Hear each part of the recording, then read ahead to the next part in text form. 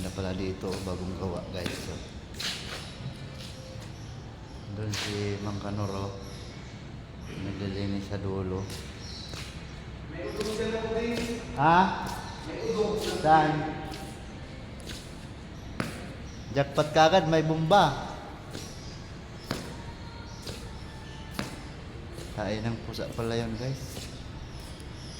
Ganda dito.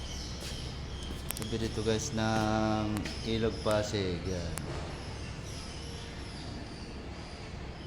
Ganda. Oh. So malawak dito guys.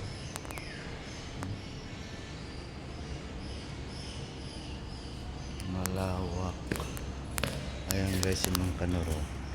Nagwalis guys sa hagdan. Si Mang Kanoro guys. Sige guys.